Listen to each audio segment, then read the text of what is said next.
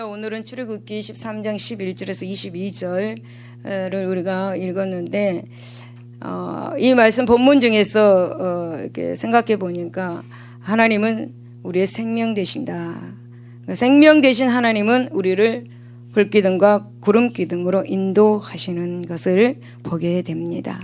먼저 이제 13장 11절에서 16절을 보면 초태생 구별을 하라고 말씀하시고 생명의 주인은 바로 하나님이다 라는 것을 우리에게 알려주고 있습니다. 여러분, 하나님은 6월절 당시에 애굽 땅의 장자 사망 그 재앙을 내리시는 중에서도 이스라엘 백성들을 하나님께서는 보호하셨습니다. 그리고 구원하셨습니다. 그리고 마침내 그들을 대망하던 이제 이스라엘 백성들의 출애굽을 할 수 있도록 그렇게 간섭해 주시고, 그리고 하나님의 장자 재앙을 근거로 해가지고 이스라엘 백성들에게 초태생을 구별하여서 바칠 것을 명령하고 있습니다. 여러분, 여기 초태생에는 두 종류의 동류로 이렇게 구분하여서 살펴볼 수가 있습니다. 첫째는 짐승의 초태생입니다. 이스라엘 백성들 역시 애굽 땅에서 내려진 그 장자, 그러니까 즉 초태생 재앙 중에서 생명을 보호받았습니다. 그런데 초태생 짐승들 가운데서도 이제 양이나 염소 또는 소와 같은 정결한 것을 수컷만 희생의 제물로 직접 이렇게 바치라고 말씀을 하셨죠. 출애굽기 22장 30절은 내 소와 양도 그와 같이 하되 이래 동안 어미와 함께 있게 하다가 8해 만에 내게 줄지니라. 그리고 민수기 18장 17절을 보니까 오직 처음 태어난 소나 처음 태어난 양이나 처음 태어난 염소는 대속하지 말지니 그것들은 거룩한지 그 피는 제단에 뿌리고 그 기름은 불살라서 여호와께 향기로운 화제로 드릴 것이며 라고 그렇게 말씀합니다. 여러분, 그런데 여기에서 이제 나귀 같은 부정한 것은 초태생은 어린 양으로 대속해서 바치라 라고 그렇게 말씀하고 있습니다. 그것이 어려우면 이제 그 목을 꺾어야 했습니다. 13절을 보니까, 그러면 여러분, 하나님은 이렇게 엄격한 짐승의 그 초태생에 대해서 다루는 그런 이유가 있습니다. 그것은 바로 부정한 존재는 무엇이든지 대속을 받지 않고 거룩하신 하나님과 교제할 수 없고 반드시 멸망당할 것을 이제 이렇게 우리에게 말씀해 주고 있습니다. 그게 바로 이유입니다. 그리고 둘째, 이제 사람의 초태생입니다. 이들은 이제 남자 장자 및 누구나 예외 없이 하나님께 바쳐야 했습니다. 여러분, 이삭처럼 제단에서 죽여서 바치라고 하는 것이 아닙니다. 여러분, 암몬 족속들은 자기 자녀들은 몰록 신에게 그렇게 바쳤습니다. 인신 제사를 했습니다. 그래서 열왕기상 11장 7절은 모압에 가증한 그모스를 위하여 예루살렘 앞 산에 산당을 지었고 또 암몬 자손을 가증한 몰록을 위해서 그와 같이 하였으며 그가 또 그의 이방 여인들을 위해서 다 그와 같이 할지라 그들이 자기의 신들에게 분향하며 제사하였더라. 그리고 에레미야 32장 35절에 보니까 흰놈의 아들의 골짜기에 바알의 산당을 건축하였으며 자기들의 아들들과 딸들을 몰렉 앞으로 지나가게 하였느니라 라고 말씀합니다. 이 아들들과 딸들은 몰렉 앞에 지나갔다라는 것이 바로 인신 제사를 드렸다라는 것입니다. 사랑하는 여러분, 하나님은 장자를 이들처럼 인신 제사하라고 그렇게 말씀하신 것이 아닙니다.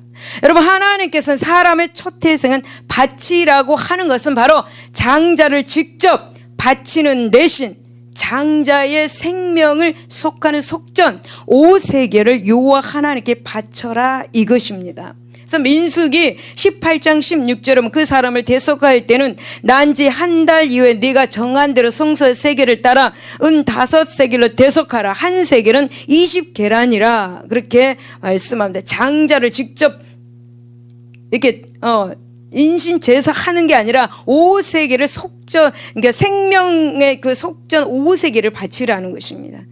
예.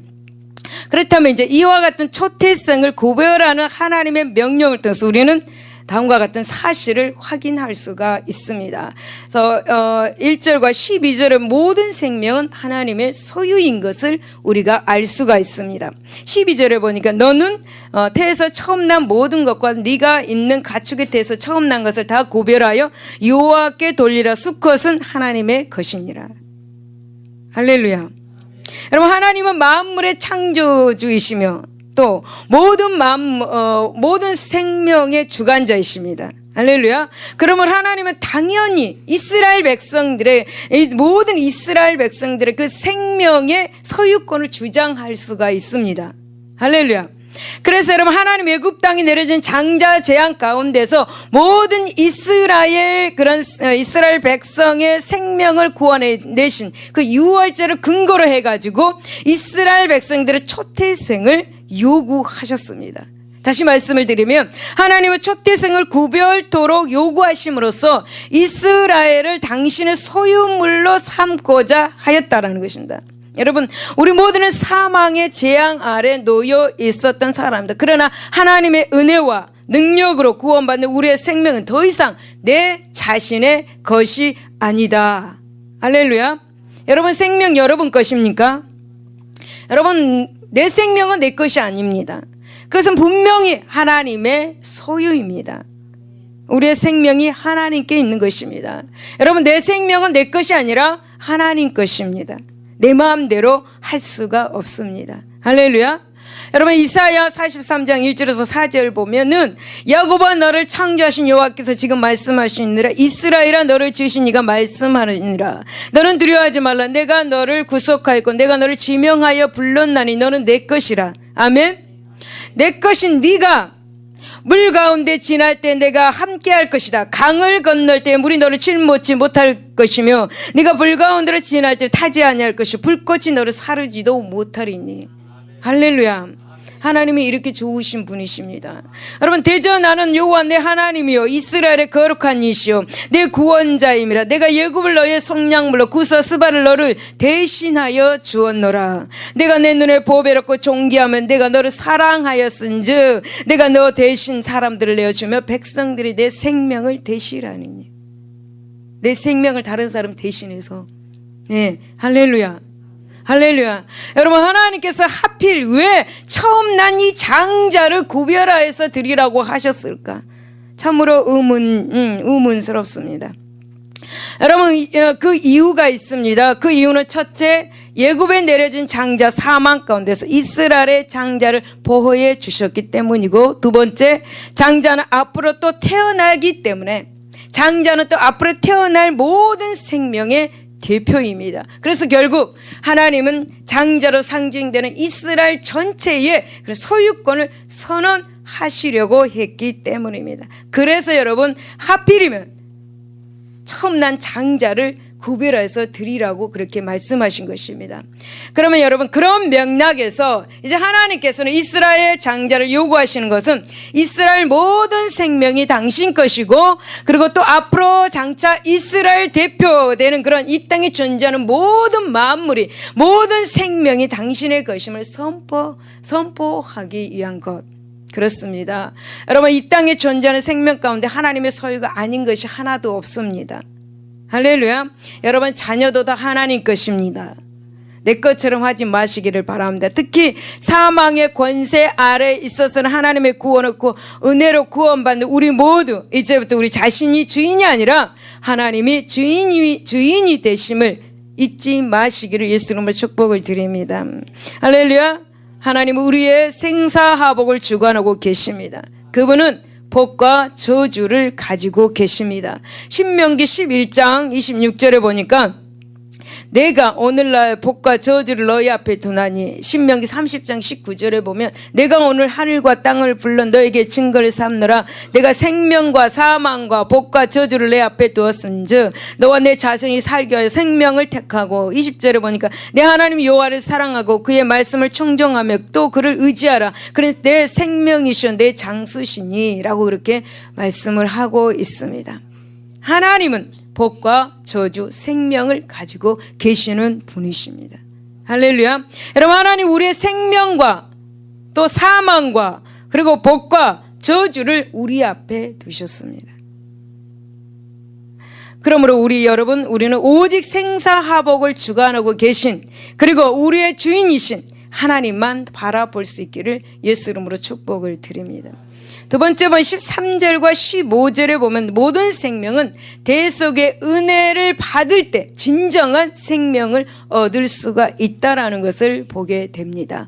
13절에 보면 나귀의 첫 새끼는 다 어린 양으로 대속할 것이요 그렇게 하지 않냐하려면 그 목을 꺾을 것이요 내 아들 중 처음 난 모든 자는 대속할지니라.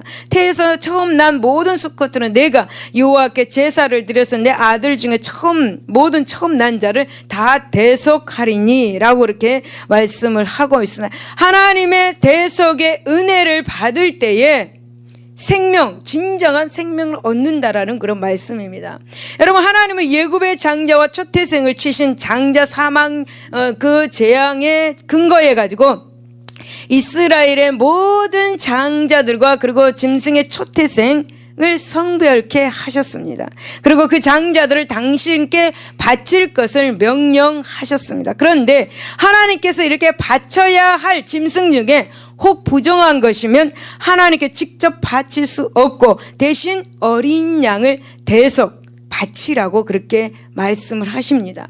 여러분, 다시 말씀드리면 양의 대속에 의해서 그 생명이 여러분 바쳐지도록 조치를 하셨다라는 것입니다. 만약 그것조차 불가능하면 13절에 말씀하셨듯이 그 짐승의 목을 꺾어서 죽여야 했습니다.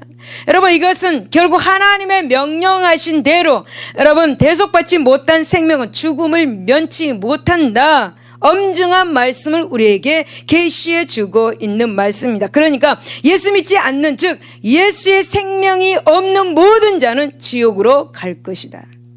할렐루야. 우리 모두는 예수님을 믿고 구원받았습니다. 할렐루야.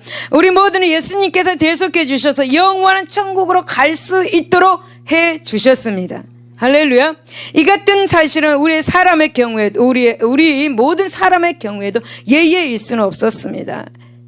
짐승의 초태생뿐만 아니라 사람의 장자는 하나님께 직접 여러분 바쳐질 수는 없었습니다. 아까도 제가 말씀드렸죠. 그런 하나님의 정하신 이 5세결에 여러분 속전을 바침으로써 대속 받을 수가 있었습니다. 민수기 3장 47절에 한 사람의 5세겔씩 받되 성소의 세겔로 받으라. 한 세겔은 20계란이라. 민수기 18장 16절에 보면 그 사람을 대속할 때는 난지 한 달 이후에 내가 정한 대로 성소의 세겔을 따라 은 5세겔로 대속하라. 한 세겔은 20계란이라. 그렇게 말씀하고 있습니다. 여러분, 장자가 있는 분들은 염려하지 마시기를 바랍니다. 5세겔만 바치면 되는 것입니다. 5세겔만 바치면 돼요. 여러분, 여기서 우리가 보듯 생명에는 생명으로 대속할 수 있다는 것이 구원의 대원칙입니다. 그래서 이런 대속의 진리는 바로 여러분 세상 죄를 지고 가시는 하나님의 어린 양 예수 그리스도를 통해서 가장 명확하게 밝혀지고 있습니다. 여러분, 예수 그리스도는 죄와 허물로 죽은 이 에베소서 2장 1절에 보면 그렇게 말씀하고 있죠. 우리를 살리시기 위해서 당신이 친히 대속제물이 되어 주셔가지고 십자가 재단에서 피를 흘려 주셨습니다. 진정 그분이 이 땅에 오신 이유 무엇일까요, 여러분? 그것은 바로 자신의 생명을 많은 사람들의 대속물로 주기 위함이다 라는 것을 이렇게 우리에게 성경을 통해서 말씀을 해주고 있습니다. 사랑하는 여러분, 우리는 바로 예수 그리스도의 대신 죽은 사랑, 십자가의 대속의 그 은혜, 여러분 그 은혜에 의해서 새 생명을 얻었고 영원한 생명을 얻을 수가 있다라는 사실을 기억할 수 있기를 바랍니다.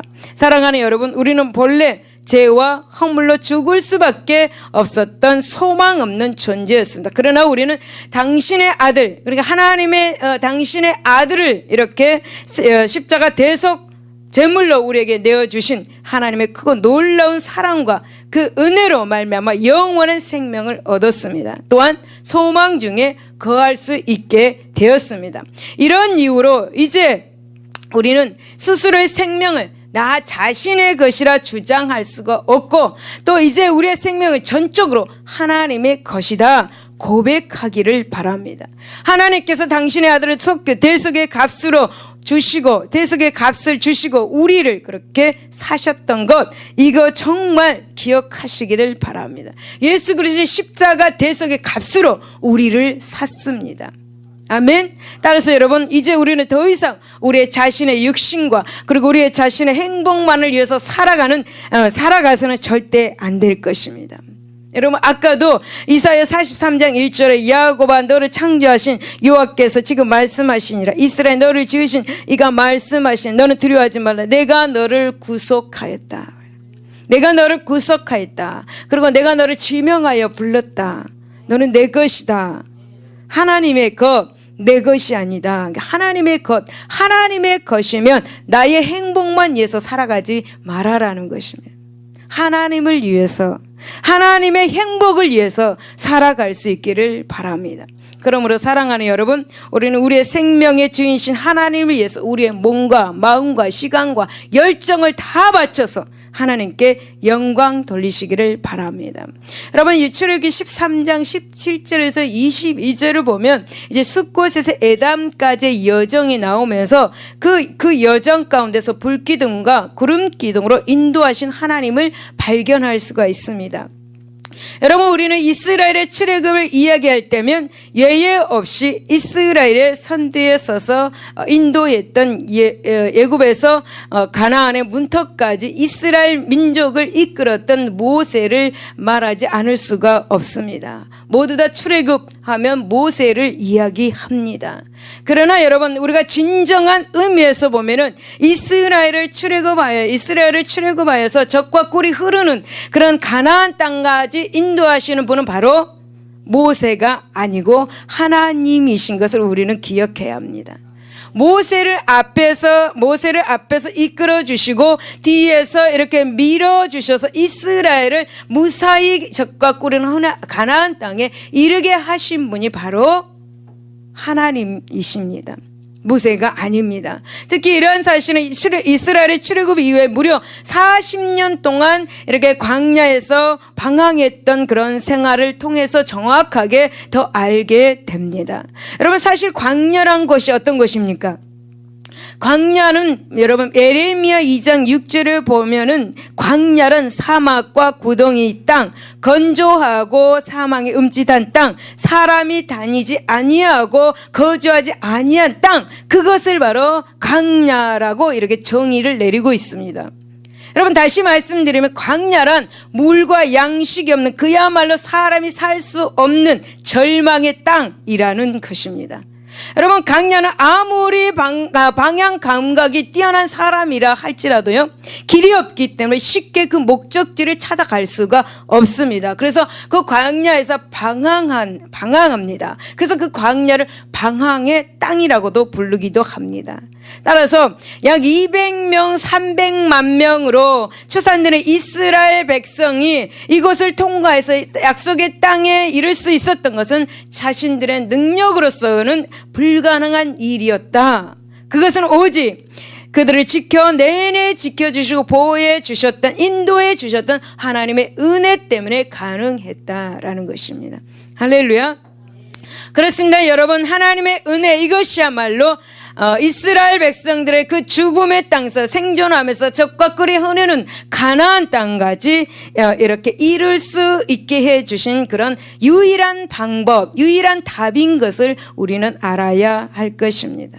여러분, 우리는 광야란 세상에서 살아가고 있습니다. 여러분, 세상이라는 광야는 영적으로 양식과 생명수가 없는 것입니다. 사망이 있는 음치탄 땅입니다. 방황의 땅입니다. 이런 세상의 땅에서 우리는 예수 그리스도의 은혜로 구원을 얻어서 영적인 그런 양식과 그리고 생명수를 먹고 마시면서 그렇게 살고 있습니다. 그래서 우리는 영원한 생명을 유지하고 살아가고 있는 것입니다. 여러분, 그렇다면 우리는 본문을 통해서 죽음의 땅, 이 광야를 은혜로 인도해 가신 하나님의 거룩한 품성, 그리고 사랑을 다시 한번 확인할 수가 있습니다. 17절과 18절에 보면 하나님 당신의 백성이 연약함을 익히 알고 계신 분인 것을 우리가 알게 됩니다. 바로가 백성을 보내는 후에 블레셋 사람의 땅의 길은 가까울지라도 하나님이 그들을 그 길로 인도하지 아니하셨으니 이는 하나님이 말씀하시기를 이 백성이 전쟁을 하게 되며 마음을 돌이켜 애굽으로 돌아갈게 하셨습니다. 그러므로 하나님의 홍해의 광야길로 돌려 백성을 인도하시며 이스라엘 자손이 애굽 땅에서 대열을 지어 나올 때에 라고 그렇게 말씀하고 있습니다. 여러분, 이스라엘 백성들을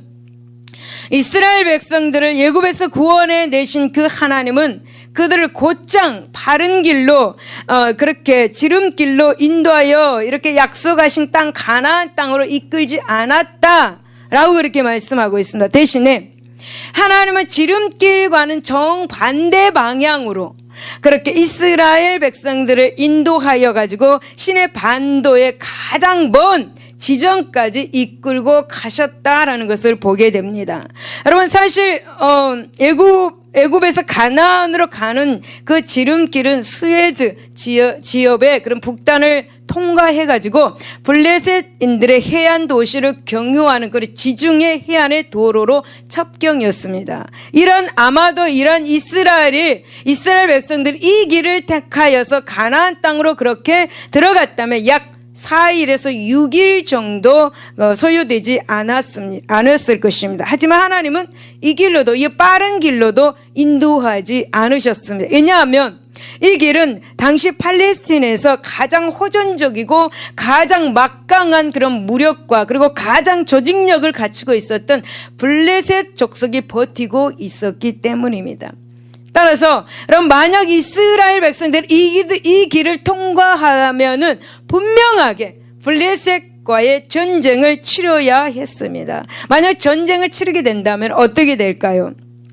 이스라엘 백성들은 그 즉시 낙담해가지고 절망해서 출애굽 자체를 원망하였을 것입니다. 그리고 바로 지금 방금 나왔던 그 애굽으로 다시 돌아가자고 그렇게 한 것이 분명했을 것입니다. 뻔했을 것입니다. 그럼 여러분, 사실 그 당시 이스라엘 백성들은 전투 능력이 없었습니다. 전쟁할 능력이 없었습니다. 그들은 일종의 노예 집단이었습니다. 여러분, 하나님은 이러한 사실을 너무너무 잘 알고 계셨습니다. 그래서 하나님은 이스라엘 백성들을 지름길 대신 그 길보다 무려 6배 더 소요되는 먼 광야길로 인도하셨습니다.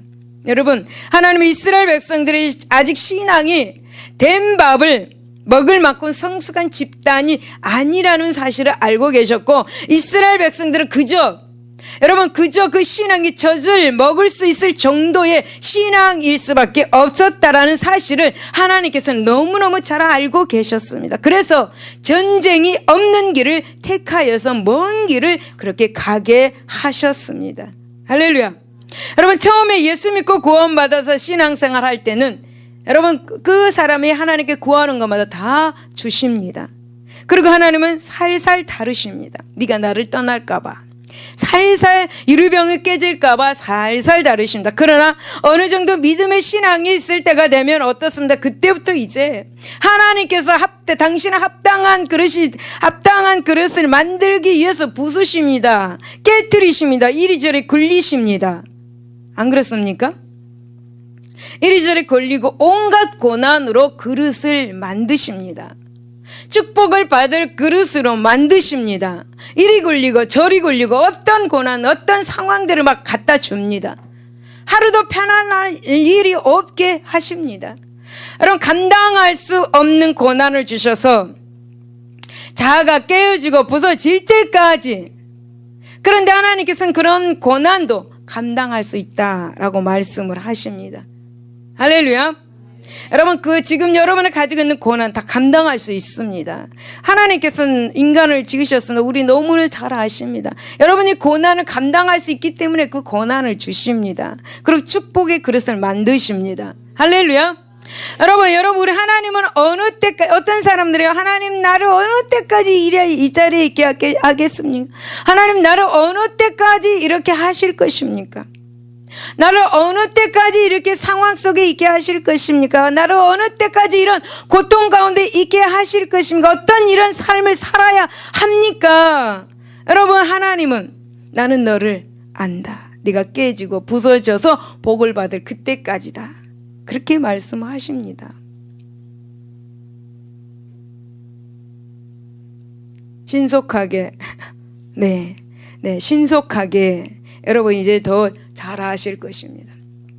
사랑하는 여러분, 진정 하나님은 우리 연약함과 부족함을 우리 자신보다 더 잘 알고 계십니다.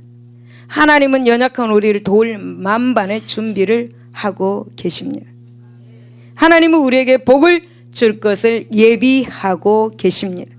따라서 우리는 하나님의 인도하심을 합력해서 선을 이루신 길임을 알고 좋은 일이든 또 좋지 않는 일이든 하나님이 좋은 것을 주시기 위한 것임을 믿고 기쁘게 그 길을 걸어 나아갈 수 있기를 바랍니다.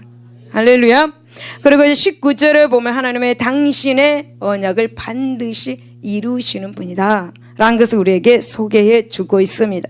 19절에 모세가 요셉의 유고를 가졌으니 이는 요셉이 이스라엘 자손들을 단단히 맹세하게 하여 이르기를 하나님이 반드시 너희를 찾아오시리니 너희는 내 유고를 여기서 가지고 나가라 하셨습니다. 여러분, 이스라엘 백성들의 출애굽이라는 벅찬 사건 앞에서 이제 자신들의 여정을 서두르면서 한 가지를 잊지 않았습니다. 그것은 그들의 조상 요셉의 해골입니다. 이 예골을 애굽에서 그렇게 거둬서 약속의 땅으로 이장하는 일이었습니다. 창세기 50장 26절을 보면 요셉의 110세의 죽음에 그들이 그의 몸에 향재료를 넣고 애굽에서 입간하였더라 라고 말씀합니다. 여러분, 창세기 15장 12절에서 21절을 보면은 요셉은 자신의 눈을 감기 전에 이스라엘 민족이 분명 하나님께서 아브라함에게 약속하신 대로 약속의 땅 그 가나안으로 돌아갈 것이라는 사실을 확신하고 있었습니다. 그래서 요셉은 이제 가나안으로 갈 때에 나의 그 자신의 해골을 함께 가져갈 것을 창세기 50장 22절에 그렇게 당부했던 것입니다. 그래서 모세는 이러한 사실을 깊이 염두에 두고 이제 요셉을 해골을 가져 나와 가지고 광야 40년 방황 기간 내내 간직하고 있다가 가나안 정착 후에 에브라임 땅 세겜에 안장하게 했습니다.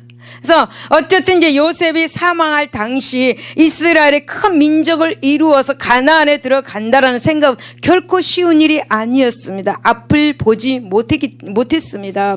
그러나 여러분, 요셉 믿음에 따라서 죽었고 또 그는 약속을 받지 못해 갖고 죽었고 하지만 그것을 멀리서 장래의 일을 요셉은 보았습니다. 히브리서 11장 13절 22절에 말씀하고 있습니다. 한편 요셉이 이같이 확신에 찬 믿음을 간직할 수 있었던 것은 분명 하나님은 약속하신 것은 반드시 지키시는 하나님은 신실하기 때문에 반드시 지키신다라는 분을 믿었습니다. 그렇습니다, 여러분. 하나님은 당신이 말씀하시고 약속하신 것을 어떤 방해와 장애가 있다 할지라도 그리고 아무리 오랜 세월이 흘렀다 할지라도 결단코 잊지 아니하시고 반드시 지켜나가시는 신실하신 분임을 여러분 믿을 수 있기를 바랍니다. 할렐루야. 반드시 내가 너를 축복하리라. 할렐루야. 반드시 내가 너를 축복하리라. 찬양하겠습니다. 여러분에게 하나님의 말씀, 하나님께서 축복하겠다고 말씀하신 그 말씀은 반드시 이루어질 줄로 믿습니다. 그래서 우리는 저에게 하나님께서 축복해 주셨던 그 말씀을 믿고 지금까지 나아오니까 아름다운 성전을 건축할 수 있도록 하나님께서 예비해 두셨습니다. 여러분에게도 하나님께서 주신 그 약속의 말씀 꼭 믿고 그 약속한 것 받으시기를 예수 이름으로 축복을 드립니다. 반드시 내가 너를 축복하리라. 반드시 내가 너를 들었으리라. 천지는 변해도 나의 약속은 영원히 변치 않으리. 아멘. 두려워 말라. 강하고 담대하라. 낙심하며 실망치 말라. 낙심하며 실망치 말라. 실망치 말라. 소원 이루는 날 속히 오리니 내게 영광 돌리리. 내 소원 이루는 날 속히 오리니 내게 영광 돌리리. 아멘. 저는 신학교 1학년 때 맨 처음에 1학년 들어갔을 때 산상기도를 갔던 일이 생각이 납니다. 이 찬양을 할 때. 그리고 이제 학교에서도 이 찬양을 하시는 목사님이 계셨습니다. 그 목사님, 교수님이 이 찬양을 많이 불러서 나도 반드시 쓰임을 받고 하나님께 영광 돌려야지. 그 마음을, 그 믿음을 마음에 꽉 붙잡고 이 마음판에 새겼습니다. 그리고 신학교 다닐 그 시간, 그리고 이제 신학교 이제 들어갔을 때 산상 기도를 가게 되었습니다. 거기에서 제가 1학년 처음에 올라갔을 때 하나님 정말 제가 하나님의 종입니까? 여기서 말씀해 주시지 않으면 저는 하나님이 끌어내려도 저는 안 갈 것입니다. 새벽이 되어도 저는 집에 안 가고 여기 있겠습니다. 라고 그렇게 기도를 했더니 하나님께서, 제가 기도를 하는데 하나님께서 제가 이제 어떻게 하다 땅을 보게 됐는데 그 땅에 큰 발이 있는 것입니다. 큰 발. 예, 못자국 난 발이 있어요. 그래서 제가 그 발을 보면서 위로 하늘을 쭉 올려서 하늘을 봤더니 머리가 하늘에 단 분이 서 계시는 거예요. 예수님이 서 계시는 거예요. 예, 그렇게 크신 분이요. 그렇게 크신 분. 땅에서 하늘을 단 키가 그렇게 크신 분을 제가 보았습니다. 그리고 그분이 양을 안고 있고 그리고 저에게 뒤를 보아라. 그래서 제가 눈을 감은 채 영이 뒤를 보게 되었는데 그 수많은 양들이 제 뒤를 따라오는 것입니다. 그래서 그때 제가 마음의 확신을 가지고 정말 하나님, 저는 하나님의 종입니다. 고백을 하고 내려왔습니다. 그거를 제가 마음에 품고 지금까지 이렇게 사역을 하고 있으며, 그리고 또 제가 3년 차 때인가 제가 어느 날 그런 선포를 하게 되었습니다. 밥을 먹다가 그러는데 제가 5년 되면 단독교회로 나가리라. 5년 되면 단독교회로 나가리라 선포를 했습니다. 그 선포를 해놓고 무진장 기도했습니다. 성도들에게, 아니 교육자들에게 제가 그렇게 선포를 했는데 이게 안 이루어지면 안 되잖아요. 그래서 제가 믿음을 가지고 무진장 기도했습니다. 그리고 5년 될 무렵에 창립 5년 될 무렵에 찾아다녔습니다. 장로님 빨리 일어나세요. 그래가지고 찾아다녔습니다. 여기 가보고 저기 가보고 심지어는 뭐 저기까지 다 해보고 저는 건축 해가지고 들어갈 건 생각지도 않고 하나님 그냥 단독교회 그리고 저기 검당까지 갔다 왔습니다. 검당까지 단독교회 보러 다니고 인천 저 끝에까지 보러 다녔습니다. 안양에도 갔었습니다. 그런데 하나님께서는 단독교회보다는 땅을 주셨습니다. 생각지 않게 땅을 주셔서 5년 조금 넘어가니까 12월 달에 땅을 주셔가지고 계약하게 만들고 지금 이제 그 분필 문제가 다음 주면 다 끝나서 완전히 끝나서 이제 조그만 그 짜투리 땅이 있는데 그 땅을 하나님께서 주셔야 되는데 아니 그 땅을 이제 안 주셔도 되지만 그래도 그 땅을 주시면 너무나 더 감사하죠. 그죠? 그래서 그 땅을 하나님께서 이제 그 주인의 마음을 좀 감동시켜서 주셔야 되는데 하나님이 이것이 네 것이 아니다. 그러면 아멘 아닙니다. 그리고 이제 건축 또 설계 이제 들어갑니다. 하나님께서 그 땅을 주셨으면 좋겠습니다. 그 짜투리 땅 조금 있는 거 여러분 기도해 주시기 바랍니다. 그렇게 그 짜투리 땅 조금 사면 이제 그 평수가 330평입니다. 그죠? 조금 뭐 여기에서 이제 큰 땅으로 이사를 내년에 가게 되는데 너무 하나님의 은혜입니다. 이렇게 되기까지 제가 꿈을 가지고 비전을 가지고 마음에 품고 믿음으로 기도해왔고 우리 성도들도 함께 기도했기 때문입니다. 할렐루야. 하나님께서 약속하신 것은 반드시 이루십니다. 하나님께서 약속하신 거 반드시 이루십니다. 저에게만 이루어 주신 거 아닙니다. 여러분에게도 다 이루어 주십니다.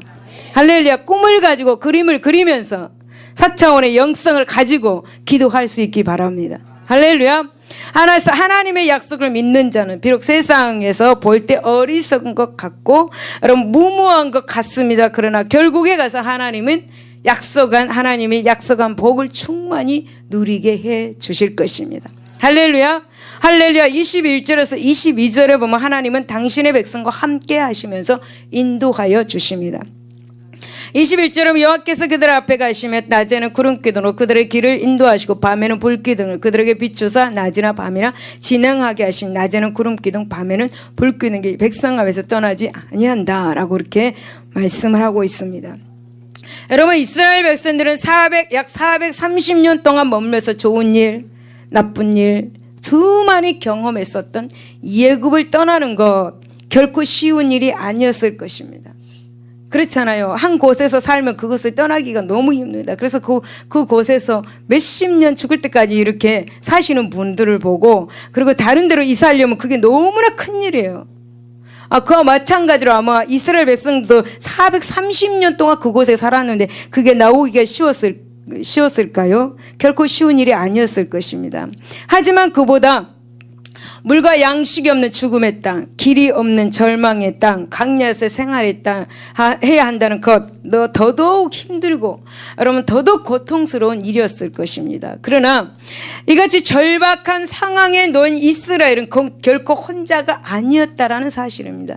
여러분 혼자가 아닙니다. 그들은 출애굽시키신 하나님은 그들 가운데서 항상 친히 임재하셔가지고 그들을 보호하시고 그들을 인도하셨습니다. 즉 하나님은 초자연적인 그런 구름기둥과 불기둥으로 나타나셔서 태양의 그 뜨거운 낮에는 구름기둥으로 그들을 인도하여 주시고 보호해 주시고 밤에 또 야수들이 나타나는 밤에는 불기둥으로 이스라엘 백성들을 따스하게 해주시면서 지켜주셨습니다. 그런데 여러분 여기 구름기둥과 불기둥 각각 다른 두 개의 기둥이 아닙니다. 하나의 기둥이 이중적 역할을 하고 있는 것입니다. 낮에 구름기둥이 밤에는 불기둥으로 그렇게 변하였습니다. 그러니까 하나님이 그들을 보호하시고 인도하셨다라는 것입니다. 여러분 실로 하나님은 환난과 질고가 많은 그런 광야 같은 이 세상을 살아가는 당신의 백성과 그리고 함께 거하시기를 기뻐하시면서 그들을 또 인도하시기를 원하시고 또 그들과 당신의 백성들과 교제하기를 원하고 계십니다. 여러분 구름기둥과 불기둥은 이 불기둥은 하나님은 당신의 백성과 함께 그렇게 거하시기를 기뻐하는 하나님의 거룩한 임재의 상징물입니다. 열왕기상 8장 10절에 말씀하고 있습니다. 그리고 이 구름기둥과 불기둥은 하나님의 보호의 표시이기도 합니다. 그래서 이사야 4장 6절은 초막이 있어서 낮에는 더위를 피하는 그늘을 지으며 또 폭풍을 피하는 숨은 곳이 되리라 그렇게 낮에는 구름기둥 밤에는 불기둥으로 그렇게 인도하시는 하나님인 것을 다시 한번 말씀해 주고 있는 것입니다. 즉 이 기둥은 시편 91편 5절에 보면은 낮에 날아드는 화살과 밤에 찾아오는 공포 즉 맹수들의 위협에서 이스라엘을 안전히 그렇게 지켜주시는 역할을 했다라는 것입니다. 마찬가지로 하나님은 당신의 백성이 세상으로부터 온갖 그런 고초, 온갖 시련을 만난다 할지라도 하나님은 그들을 당신의 넓은 품으로 품어주시고 안아주시고 안전한 피난처가 되어 주신다라는 것입니다. 할렐루야.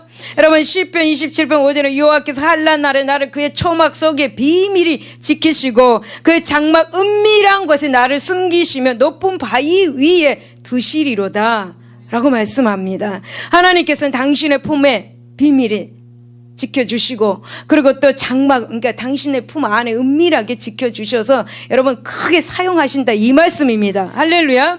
여러분 신명기 1장 33절에 보면 구름기둥과 불기둥은 이스라엘 장막 앞에 서서 이스라엘을 가나안으로 인도하는 역할을 합니다. 이스라엘 백성들은 구름기둥과 불기둥이 떠오르면 어떻게 합니까? 출발해서 하나님이 지시하는 방향으로 이 구름이 가는 방향으로 따라가기만 하면 되었습니다.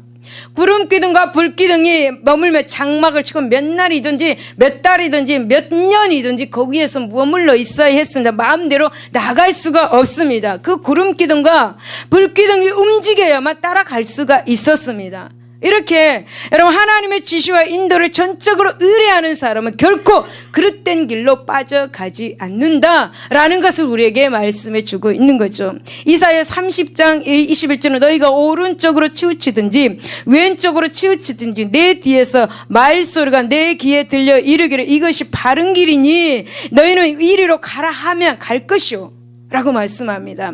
여러분 이렇게 하나님은 우리의 길을 제시해 주고 있는 것이 우리의 길을 인도해 주고 있다라는 것이죠. 우리를 어떤 상황 속에 있든지 하나님께서는 말씀 속에서 말씀을 선포하는 그 속에서 음성을 주셔서 이 길로 가라 라고 말씀해 주신다라는 것입니다. 할렐루야. 여러분 진실로 하나님의 백성은 우리는 비록 죽음이 생존하는 이 광야 같은 이 세상에 살고 있습니다. 하지만 항상 기쁨과 평안을 누릴 수 있습니다. 그렇게 하고 있습니까? 여러분 그것은 오직 그들과 함께 하시며 또 그들을 인도하시고 보호하시는 그런 하나님이 우리를 영영히 떠나지 않기 때문입니다. 여러분 하나님께서 우리에게 평안을 주시지 않는다면 여러분 그 어떤 상황에서 살아나갈 수가 없습니다. 어떤 고통 속에서 어떤 고난 속에서 살아나갈 수가 없는 것입니다. 하나님께서 그래도 우리 마음에 평안을 주시기 때문에 우리가 살아나고 극복할 수가 있다라는 것입니다. 사랑하는 여러분, 우리는 매일매일 천국을 향해서 달려가고 있는 나그네고 또 순례자입니다. 물론 우리가 걷는 이 순례의 길은 결단코 쉽거나 편안한 길은 아닙니다. 왜냐하면 본질적으로 여러분 이 세상은 죄악의 세력을 할보하는 것이고 죽음과 고통과 절망이 상존하는 곳이기 때문입니다. 그렇기에 성도는 세상 가운데서 고난받고 핍박받는 것이 당연한 일일지 모릅니다. 디모데후서 3장 12절에 말씀하고 있습니다. 하지만 여러분 그렇다고 우리가 결코 실망하거나 여러분 실패할 수는 없습니다. 아멘. 그 까닭은 바로 우리의 연약함을 알고 계시는 익히 알고 계시는 하나님께서 우리를 버려두지 않으시고 또 우리와 맺은 그 언약을 영원히 지켜나갈 것이기 때문입니다. 할렐루야. 더욱이 하나님은 낮에는 구름으로 밤에는 불로써 우리 곁에 계셔서 우리를 떠나지 아니하시고 천국에 이르는 날까지 우리를 안전하게 여러분 인도하여 주실 것입니다. 여러분 이 사실을 믿는 자가 어찌 하나님을 찬양하고 감사하지 않을 수가 있겠습니까? 할렐루야. 기도하겠습니다. 하나님 아버지 감사합니다. 오늘도 하나님께서 본문을 통하여서 우리를 축복하여 주시고 말씀해 주시며 감사합니다. 우리 모든 생명은 다 하나님의 소유이고 또 모든 생명은 대속의 은혜를 받을 때에 하나님의 진정으로 생명을 얻는다라는 것을 다시 한번 우리가 알게 하여 주셨습니다. 하나님은 우리의 머리털까지 세심 받으시고 우리가 말하는 것과 우리가 안고 일어섬과 어떤 상황, 어떤 고난, 어떤 고통, 어떤 마음의 상처가 있는 것도 익히 우리 연약함을 알고 계시는 분이십니다. 그래서 하나님께서 우리에게 약속하신 그 모든 약속의 말씀은 반드시 지키시는 분이시며 또 하나님께서는 그 지키시고 우리에게 베풀어 주시고 또 우리와 함께 영원히 우리와 함께 하신다라고 우리를 인도해 주시고 보호해 주신다라는 것을 다시 한번 우리가 본문을 통해서 알게 되고 깨닫게 되었습니다. 그 하나님을 우리가 의지하고 나아갈 수 있도록 하나님 우리에게 믿음을 더하여 주시옵소서. 하나님 감사하며 예수 이름으로 기도드리옵나이다. 아멘. 할렐루야. 할렐루야. 하나님은 우리에게 축복하시는 분이십니다. 절대 좋지 않는 것을 주시지 않는 분이십니다. 우리의 생명 하나님께 드리는 저와 여러분 되시기를 바랍니다. 우리의 생명을 대속해 주신 예수 그리스도 그분을 찬양할 수 있기를 바랍니다. 할렐루야. 할렐루야. 우리 나의 등 뒤에서 찬양하고 기도하겠습니다. 우리가 찬양을 할 때도 그 가사를 깊이 생각하면서 찬양할 때 은혜가 더 넘칠 줄로 믿습니다.